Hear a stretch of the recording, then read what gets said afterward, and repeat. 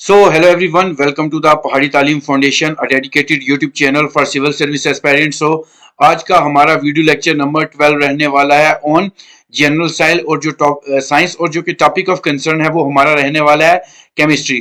Chemistry के ऊपर सबसे पहले तो हम कुछ important common and chemical names of some important component पढ़ेंगे, फिर कुछ इंपॉर्टेंट फैक्ट्स हैं और इसी के साथ हमारे साथ एमसीक्यू सीरीज भी है साथ में हमारे पास एमसीक्यू सीरीज भी है।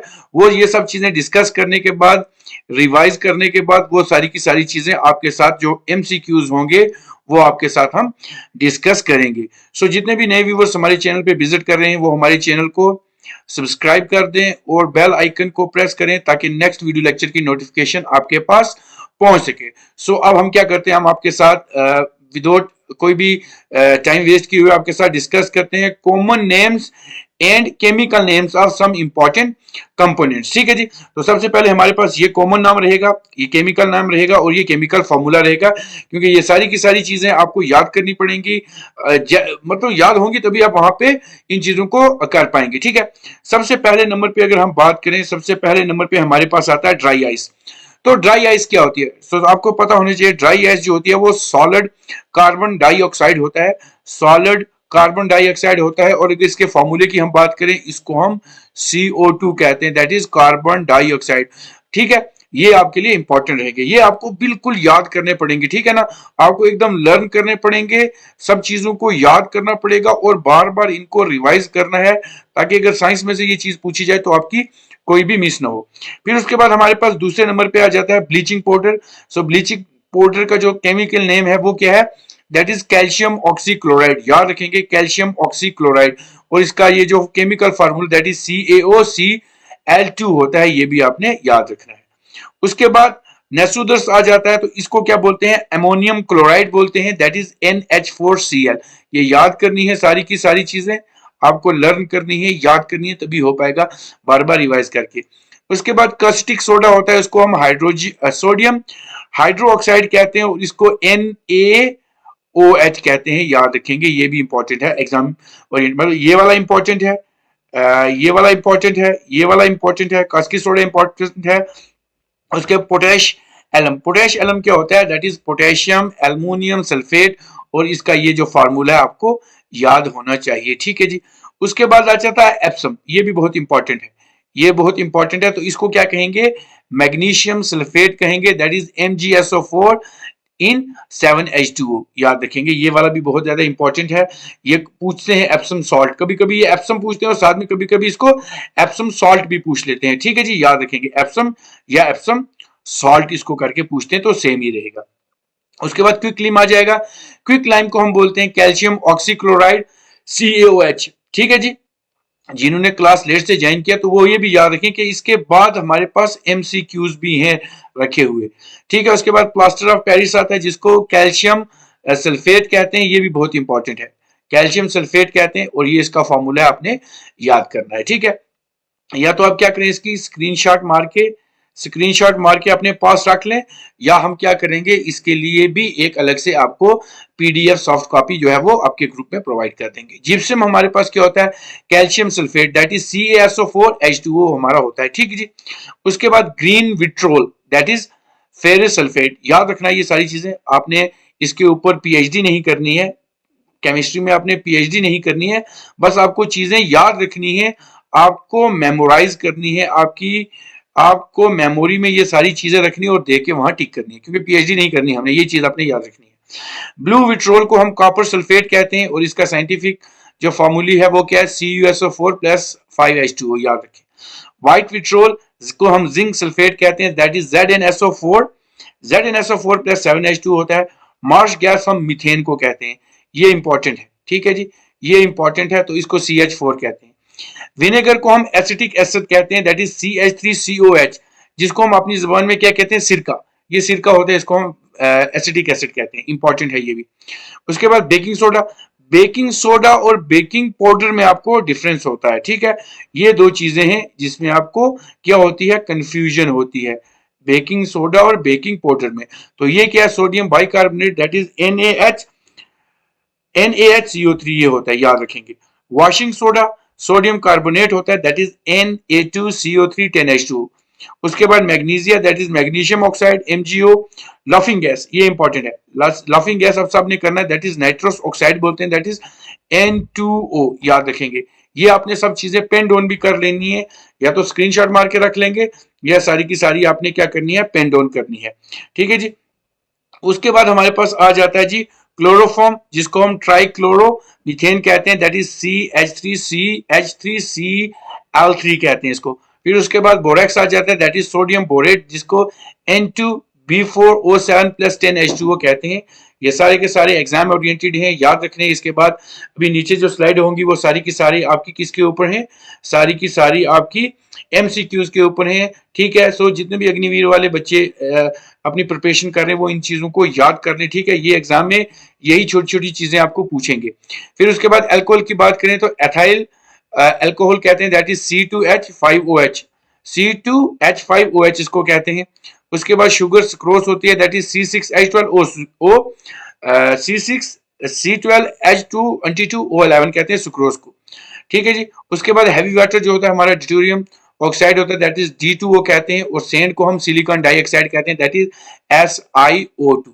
अगर भी कोई भी अग्निवीर एग्जाम के लिए आपको ये चीज पूछी जाएगी साइंटिफिक नेम केमिकल फार्मूला, तो इस सारे टेबल के बाहर आपको नहीं पूछेंगे, इसी के बीच में से आपको 100% श्योरिटी है। अगर ये वाला कोई टॉपिक यहां से उठा के एग्जामिनर पूछता है तो इसमें से ये चीज पूछ लेंगे। अब कुछ इंपॉर्टेंट फैक्ट्स हैं, ये सारे के सारे फैक्ट्स आपको पता होने चाहिए, क्योंकि फैक्ट बेस्ड भी कभी कभी एग्जामिनर क्वेश्चन डाल देता है, क्योंकि बच्चों ने हर एक चीज जो होती है वो लर्न करी होती है, तो वो थोड़ी सी अलग सी चीज डालता है कुछ इंपॉर्टेंट फैक्ट्स में से भी। ठीक है जी। तो अगर हम फैक्ट्स की बात करें, लाइटेस्ट एलिमेंट हमारे पास कौन सा है, दैट इज हाइड्रोजन है, याद रखेंगे। उसके बाद हैवीएस्ट मेटल हमारे पास ओस्मोनियम है, जिसको OS कहते हैं, याद रखें ये भी। ओनली लिक्विड मेटल हमारे पास मरकरी है, जिसको Hg कहते हैं। अब मरकरी को Hg क्यों कहते हैं, इसको तो Me कहना चाहिए, लेकिन ऐसा नहीं है। मरकरी का जो साइंटिफिक नेम होता है उसको हाइड्राग्रारम कहते हैं, याद रखें क्या कहते हैं, हाइड्राग्रारम कहते हैं। फिर ओनली लिक्विड नॉन मेटल, जो लिक्विड नॉन मेटल है वो कौन सा है हमारा, ब्रोमाइन है, जिसको Br कहते हैं। फिर metal used in electric bulb filament, कौन सा मेटल होता है जो हम इलेक्ट्रिक बल्ब में यूज करते थे, जो हमारे पुराने ट्रेडिशन बल्ब नहीं होते थे। ठीक है जी, पुराने बल्ब जो जिनके अंदर से वो येलो लाइट निकलती थी, अब तो व्हाइट सारे LED हैं, तो उसके अंदर जो यूज होता है वो टंगस्टन। अब ये टंगस्टन क्यों होता है, क्योंकि इसका जो बॉइलिंग इसका जो मेल्टिंग पॉइंट है वो बहुत ज्यादा होता है, जितनी मर्जी गर्मी हो जाए ये पिघलता नहीं है। उसके बाद gas used in electric bulb, जो इलेक्ट्रिक बल्ब में गैस यूज होती है वो कौन सी होती है, that is argon.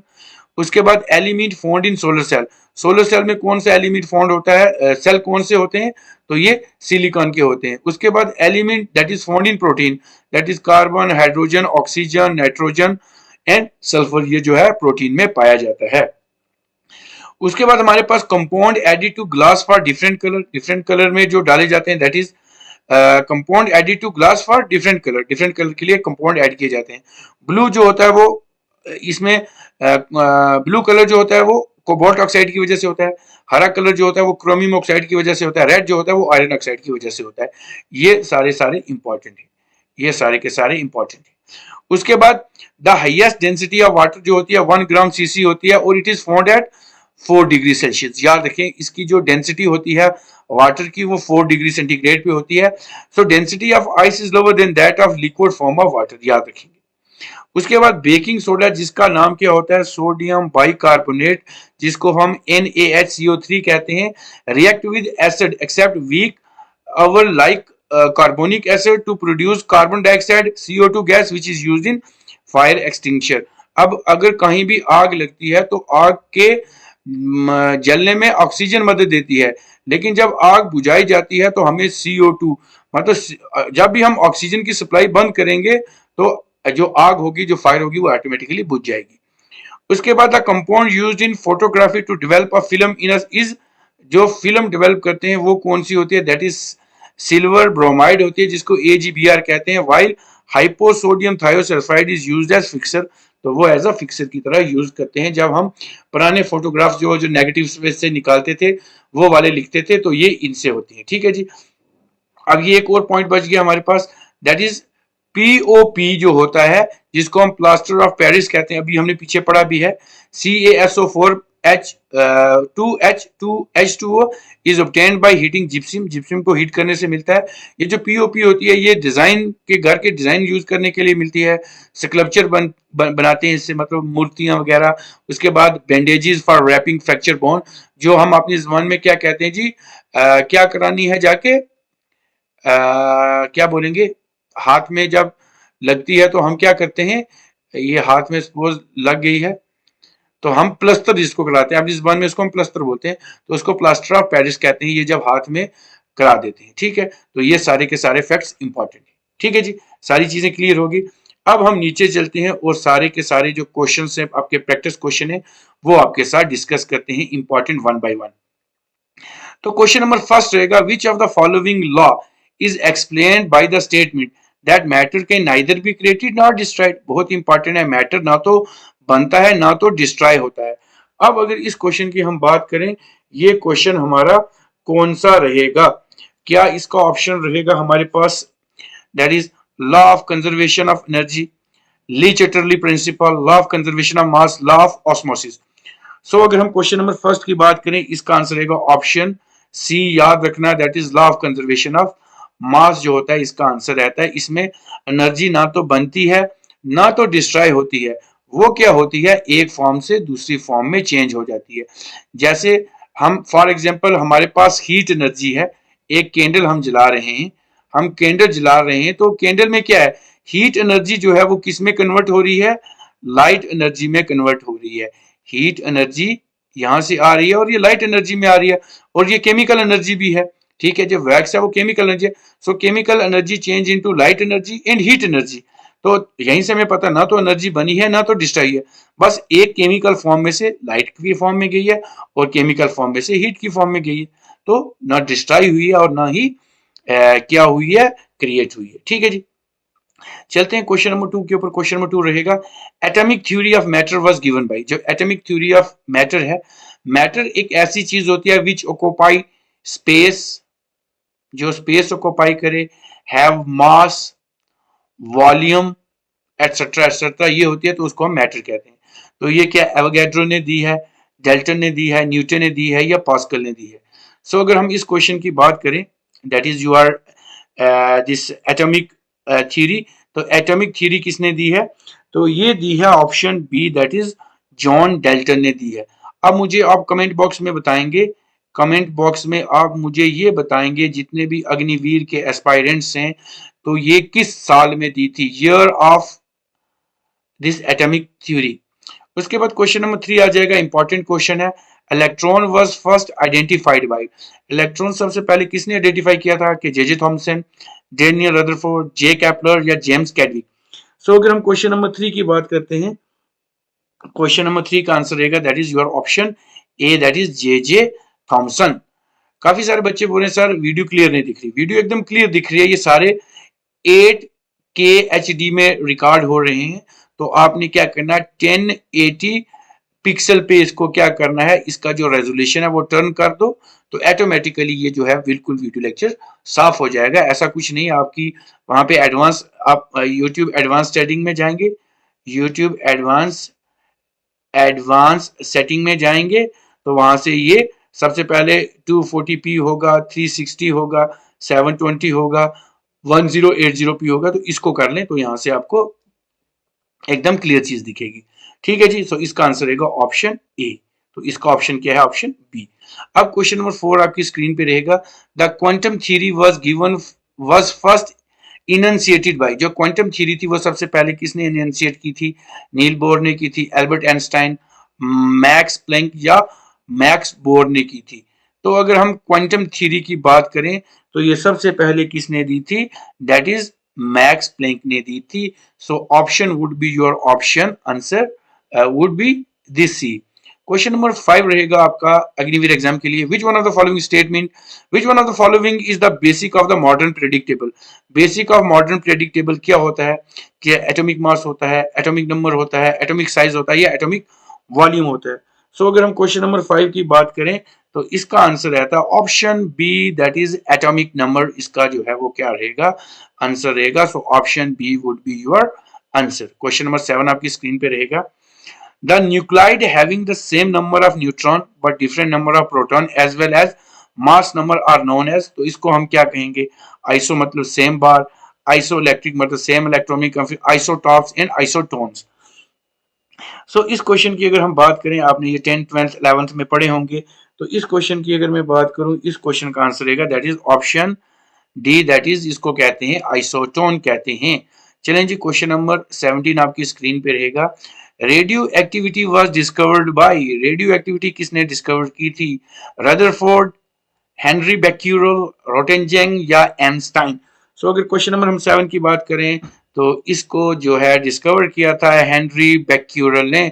So option B would be your answer. So option B आपका आंसर रहेगा। चलें जी, क्वेश्चन नंबर 8 के ऊपर चलते हैं। The unit of radio activities, unit of जो रेडियो एक्टिविटी है वो क्या है, एंगस्ट्रॉन है, कैंडिला है, फर्मी है या क्यूरी है। अगर हम क्वेश्चन नंबर 8 के ऊपर चलते हैं, that is your option D, Curie. याद रखेंगे मैडम क्यूरी के ऊपर,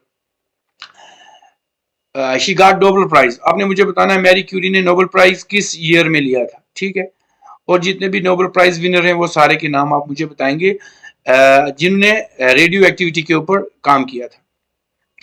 क्वेश्चन नंबर 9 रहेगा, radio active material should be kept in the container because of.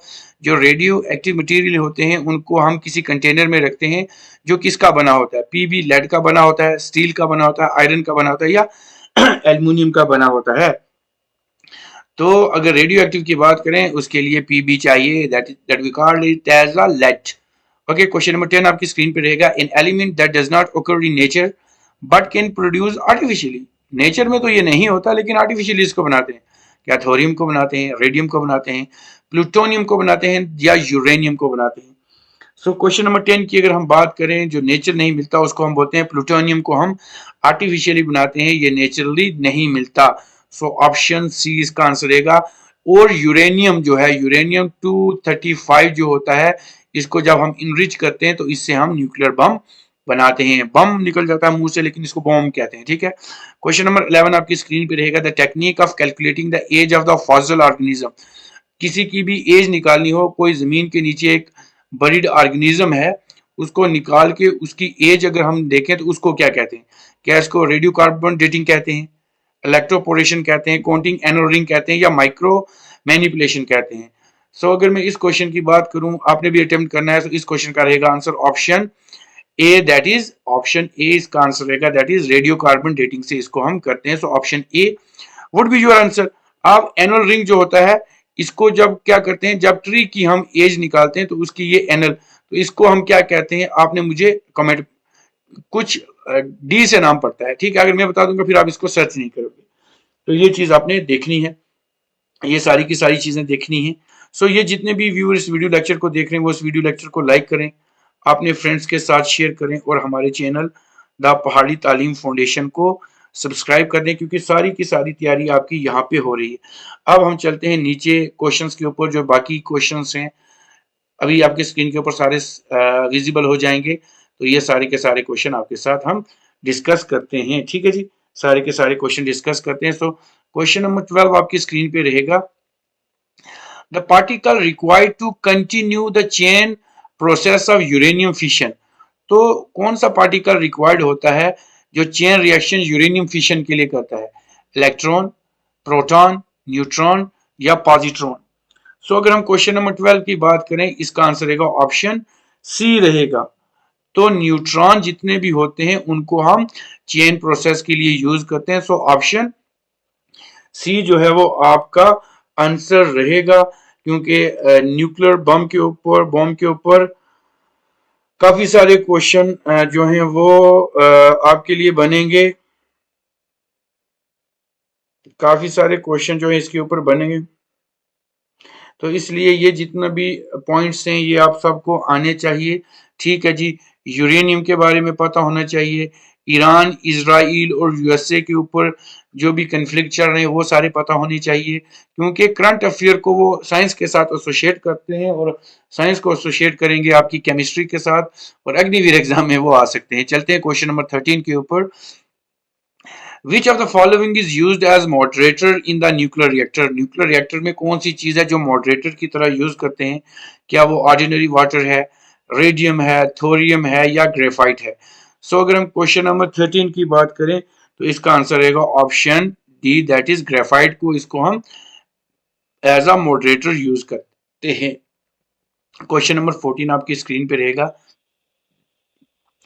A lighted candle get extinct मतलब लाइटिंग कैंडल जो होती है वो बुझ जाती है when covered with a tumbler because of, क्यों वो बुझ जाती है? एडुकेट सप्लाई ऑफ एयर नहीं होती वहां पे, इनएडुकेट सप्लाई ऑफ एयर होती है, presence of non luminous matter या नन ऑफ दी अबव। तो अगर हम क्वेश्चन नंबर 14 पे चलें तो क्वेश्चन नंबर 14 का आंसर रहेगा ऑप्शन बी, वहां पे इनएडुकेट सप्लाई मिलेगी एयर की जिसकी वजह से वो बुझ जाएगी, मतलब उसके अंदर ऑक्सीजन नहीं होगी, तो कार्बन डाइऑक्साइड ऑटोमेटिकली लाइट को बुझा देती है, कैंडल की लाइट को, मतलब आग को। कंबशन ऑफ कैंडल इज, जो कंबशन ऑफ कैंडल है वो क्या है? फोटोकेमिकल प्रोसेस है, फिजिकल प्रोसेस है, एंडोथर्मिक है या एक्सोथर्मिक है? अगर हम क्वेश्चन नंबर 15 की बात करें तो इसका आंसर रहेगा option D, that is exothermic reaction, इसका आंसर रहेगा दैट इज ऑप्शन डी रहेगा। ठीक है जी, 15 का क्या रहेगा? डी। अब फोटोकेमिकल रिएक्शन, फोटो जो लाइट होती है और केमिकल से बनता है जिसको हम फोटोसिंथेसिस कहते हैं, ये उसका हो गया। फिजिकल चेंज क्या होता है? फिजिकल चेंज हमारे पास दो चीजें, एक हमारे पास है फिजिकल चेंज और एक है हमारे पास केमिकल चेंज। मैं आपको एग्जांपल देके इन दोनों को क्या करता हूं, समझा देता हूं। फिजिकल चेंज क्या हो गया? सपोज हमारे पास एक आयरन रॉड है, आयरन रॉड को हमने मेल्ट करके हैमर बना दी, एक हैमर बना दी या कोई कुल्हाड़ी बना दी, तो इसी हैमर को पिघला के हम लोहा भी बना सकते हैं। ठीक है, तो ये हो गया physical change, that is irreversible change, reversible change. Chemical change क्या होता है? अगर हमारे पास मिल्क है, हमारे पास मिल्क है, MIL के मिल्क है, तो मिल्क से हमने कर्ड बना दी, हमने कर्ड बना दी, क्या कर्ड से दोबारा मिल्क बन सकता है? नहीं बन सकता, तो इरिवर्सिबल चेंज है, तो इसको हम क्या कहेंगे? केमिकल चेंज कहेंगे। इंडोथर्मिक रिएक्शन जो इनसाइड होता है और एक्सोथर्मिक रिएक्शन जो आउटसाइड ऑफ द सराउंडिंग होता है उसको हम एक्सोथर्मिक रिएक्शन कहते हैं। चलते हैं अब नीचे, जो क्वेश्चंस हमारे साथ विजिबल हो जाएंगे। तो क्वेश्चन नंबर 16 आपकी स्क्रीन पे रहेगा। The open cigars are a cold stone often required fanning to sustain burning, मतलब ऐसे होता है उसके ऊपर हवा मारी जाती है, जो सिगार्स होती हैं वो जलती रहती हैं, क्यों जलती हैं? तो अगर इस क्वेश्चन नंबर 16 की मैं बात करूं तो इसका आंसर ही ऑप्शन ए रहेगा, that is tendency of carbon dioxide to form a layer along with the dust smoke, तो ऑप्शन ए जो है इसका आंसर रहेगा। चलें जी क्वेश्चन नंबर 17 के ऊपर चलते हैं। Why there is spluttering sound when water is sprinkle on hot water?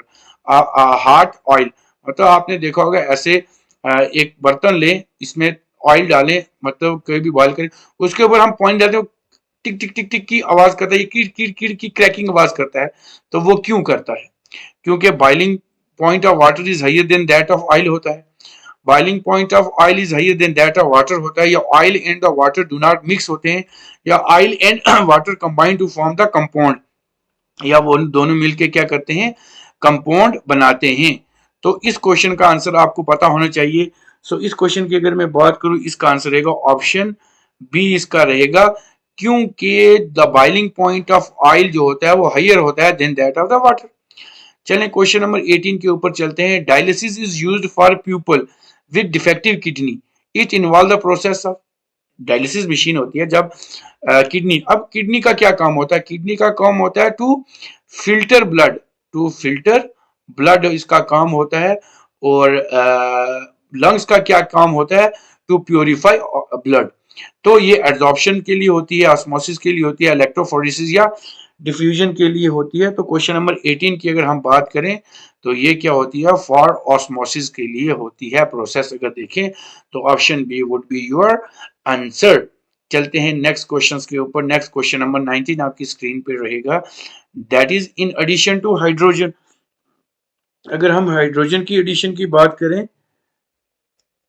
अगर हम हाइड्रोजन की एडिशंस की बात करें, the other abundant element present on the sun is, तो सन में क्या होता है, helium, neon, argon, oxygen. Oxygen का तो नहीं पता, नियोन भी नहीं होता, ऑर्गन भी नहीं होता, तो ऑप्शन ए इसका आंसर रहेगा, दैट इज हीलियम इसके पास होता है। बहुत इंपॉर्टेंट है, ऑप्शन ए आपका आंसर रहेगा। क्वेश्चन नंबर 20 आपकी स्क्रीन पे रहेगा, the element present in the largest amount in rock and mineral are, rock और मिनरल में सबसे ज्यादा कौन सा मटेरियल होता है, कार्बन, सिलिकॉन, हाइड्रोजन और एल्युमिनियम।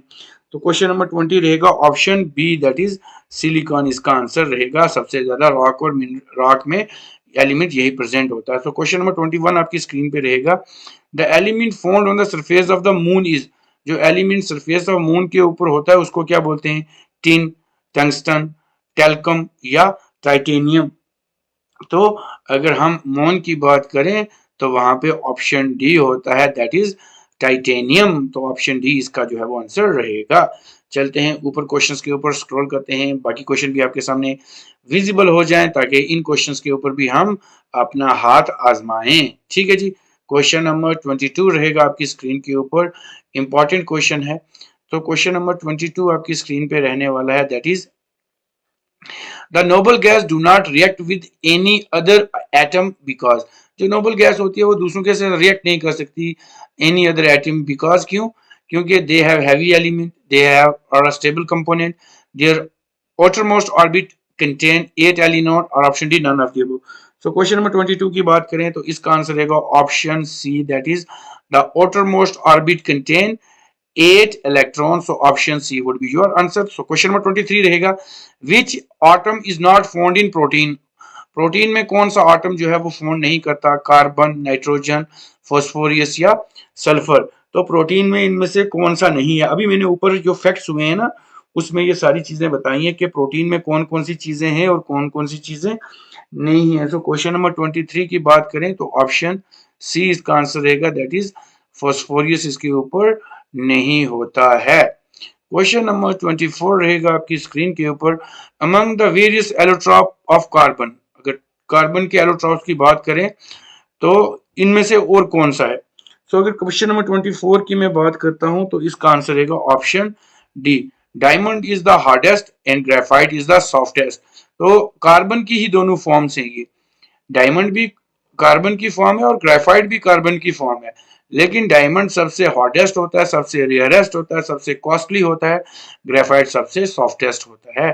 क्वेश्चन नंबर 25 की बात करेंगे, carbon, diamond, graphites are together are called, क्या कहेंगे, आइसोमर भी नहीं कहेंगे, आइसोमॉर्फी भी नहीं कहेंगे, एलोट्रॉप्स कहेंगे इसको। अभी ये देखो ऊपर क्वेश्चन आया है एलोट्रॉप, सो ऑप्शन बी इसका जो है वो आंसर रहेगा।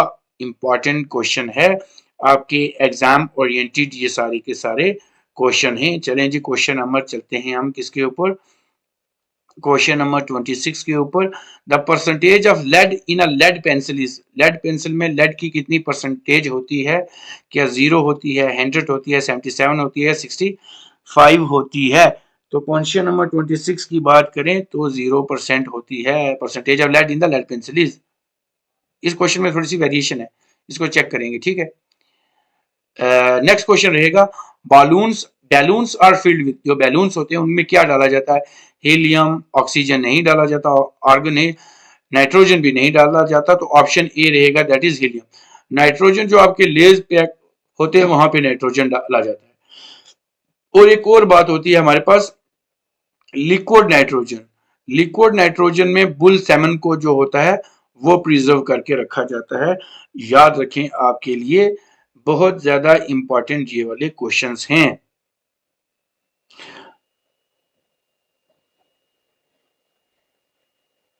तो हाँ जी, चलें जी क्वेश्चन नंबर 28 रहेगा, which of the following is used in the beauty parlour for hair setting, hair setting में ब्यूटी पार्लर्स के लिए जो होते हैं वो क्या चीज यूज करते हैं, क्लोरीन, सल्फर, फास्फोरस या सिलिकॉन। तो क्वेश्चन नंबर 28 की अगर मैं बात करूं इसका आंसर रहेगा option B, that is they can use sulfur to fix the hair in beauty parlor, so option B इसका जो है वो आंसर रहेगा। क्वेश्चन नंबर 29 रहेगा, which of the following is the lightest gas, nitrogen, ammonium, carbon, hydrogen. So अगर मैं question number 29 की बात करूं इसका आंसर रहेगा option B, that is hydrogen. Hydrogen इसका आंसर रहेगा ऑप्शन बी रहेगा। क्वेश्चन नंबर 30 आपकी स्क्रीन पे रहेगा। The element used for making solar cell, solar cell के लिए कौन सा एलिमेंट यूज करते हैं? मैग्नीशियम, सोडियम, कैल्शियम या सिलिकॉन। सो क्वेश्चन नंबर 30 की अगर मैं बात करूं इसमें कौन सी चीज यूज होती है, तो इसमें यूज होता है that is your option D, that is silicon use होता है। क्वेश्चन नंबर 31 की बात करेंगे। In deep sea diving diver use mixture of gases consisting of oxygen and, जो डाइवर होते हैं जब वो ऑक्सीजन लेके चलते हैं कहाँ पे, क्या कहते हैं जी, अपना समुंदर में या किसी भी जगह पे डाइव लगाते हैं, वो अपने सिलेंडर में ऑक्सीजन और उसके साथ क्या रखते हैं, क्या वो हाइड्रोजन रखते हैं, नाइट्रोजन रखते हैं, आर्गन रखते हैं या हीलियम रखते हैं। सो अगर क्वेश्चन नंबर 31 की मैं बात करूं इसका आंसर रहेगा that is your option D, helium रख के चलते हैं वो साथ में। क्वेश्चन नंबर 32 आपकी स्क्रीन पे रहेगा। विच one of the following metal has the highest density, highest density किसकी होती है? गोल्ड की, आयरन की, प्लेटिनम की या लेड की। तो क्वेश्चन नंबर 32 की अगर मैं बात करूं तो इसका आंसर क्या रहेगा? 32 का रहेगा option C, that is platinium, platinum रहेगा। ओके, सो क्वेश्चन नंबर 32 रहेगा आपकी स्क्रीन के ऊपर। The best conductor of electricity, जो बेस्ट कंडक्टर होता है इलेक्ट्रिसिटी का वो कॉपर होता है, आयरन, एल्युमिनियम या सिल्वर। सो क्वेश्चन नंबर 33 की अगर मैं बात करूं तो ऑप्शन डी रहेगा, that is silver is the best conductor among the option A, B and your C. चलते हैं क्वेश्चन नंबर 34 के ऊपर। 34 क्वेश्चन आपकी स्क्रीन पे रहेगा। 34 कर लेते हैं जी स्क्रॉल अब ऊपर। तो 34 आपकी स्क्रीन पे रहेगा। Which of the following is the lightest metal, lightest metal कौन सा है? मर्करी, सिल्वर, लिथियम या लेड। सो 34 आपकी स्क्रीन पे रहेगा। 34 रहेगा option C, that is lithium. ठीक है जी। क्वेश्चन नंबर 35 रहेगा। The most malleable metal is, malleable एक चीज होती है मेलेबल और एक होती है डक्टाइल। मेलेबल जो शीट में हो जाता है, डक्टाइल जो वायर में हो जाता है। ठीक है जी। क्या सिल्वर, गोल्ड, एल्युमिनियम या सोडियम। सो क्वेश्चन नंबर 35 की बात करूं तो इसका आंसर रहेगा ऑप्शन बी। तो मेलेबल जो कि क्या हो जाता है, चेन में तब्दील हो सकता है, और शीट में जो होते हैं वो कौन से होते हैं? सिल्वर, एल्युमिनियम और सोडियम। सोडियम नहीं होता है। क्वेश्चन नंबर 36 रहेगा, इनको हमने मैच करना है। ठीक है जी। बेस्ट कंडक्टर ऑफ इलेक्ट्रिसिटी हमारा कौन सा है? इलेक्ट्रिसिटी सबसे पहले हमारी, सबसे पहले ऑप्शन ए सिल्वर है। उसके बाद most poor conductor of electricity ये डी बन जाएगा। 2 जो होगा वो एक हमारा यहाँ पे आ जाएगा। ठीक है जी। क्वेश्चन नंबर 36 है ये। ठीक है, 36 है तो एक का अगर 4 है तो एक का 4 कहाँ पे है? 1 2, तो ऑप्शन डी बन रहा है। तो एक का 4, 2 का 3 और 3 का 1 और इसका ये, तो ऑप्शन जो डी है वो हमारा इसका आंसर बन जाएगा। इंपॉर्टेंट है, एग्जाम ओरिएंटेड है, एग्जाम में आने के चांसेस हैं इस क्वेश्चन के। चलें जी, क्वेश्चन नंबर अब हमारे पास 37 रहेगा। The electric iron has a heating made up of, किसका बना होता है इलेक्ट्रिक आयरन? कॉपर का, टंगस्टन का, निक्रोम का या जिंक का। सो क्वेश्चन नंबर 37 की अगर मैं बात करूं तो इसका आंसर रहेगा option C, that is nichrome का बना रहता है। सो ऑप्शन सी इसका आंसर रहेगा। क्वेश्चन नंबर 38 रहेगा। Of which of the following metal one can cause air pollution in a big city.